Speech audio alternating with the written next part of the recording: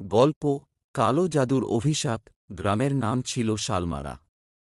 চারদিকে ঘন অরণ্য, মাঝে ছোট্ট একটা বাজার, আর তার পাশেই শতবর্ষী বটগাছ।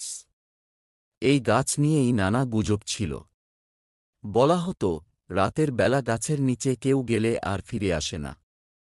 অনেকে বলত, সেখানে এক বৃদ্ধ সাধু থাকত, যে কালো জাদু জানত। একদিন গ্রামের নবীন যুবক অরিন্দম ঠিক করল, সে এই রহস্য উদ্ঘাটন করবে। সবাই নিষেধ করলেও এক গভীর রাতে সে একা বেরিয়ে পড়ল বটগাছের দিকে। তার হাতে ছিল এক প্রদীপ, আর কোমরে বাঁধা ছিল মা দুর্গার তাবিজ।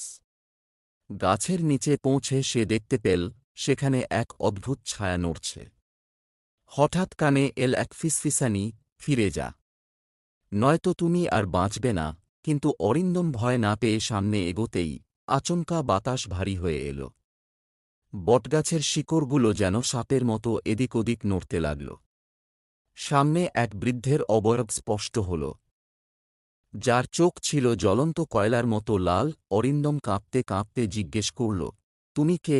বৃদ্ধ ধীরে ধীরে হাসল, আমি সেই সাধু, যাকে এই গ্রামবাসীরা হত্যা করেছিল কালো জাদুর অপবাদ দিয়ে। এখন আমি প্রতিশোধ নেব।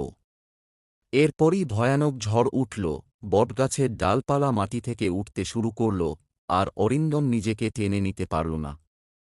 সে অনুভব করল, তার শরীর জমে যাচ্ছে, হাত পা শক্ত হয়ে আসছে। পরদিন সকালে গ্রামের লোকেরা দেখল, অরিন্দম আর নেই। শুধু তার প্রদীপটা পড়ে আছে বটগাছের নিচে, আর গাছের গুঁড়িতে নতুন এক ছাপ, যেন কারো হাতের ছাপ পাথরের মতো শক্ত হয়ে সেখানে বসে গেছে। তারপর থেকে কেউ আর সাহস করেনি বটগাছের কাছে যেতে। কিন্তু মাঝে মধ্যে রাতে কেউ ফিসফিসানি শুনতে পেত, ফিরে যা, নয়তো তুমি আর বাঁচবে না।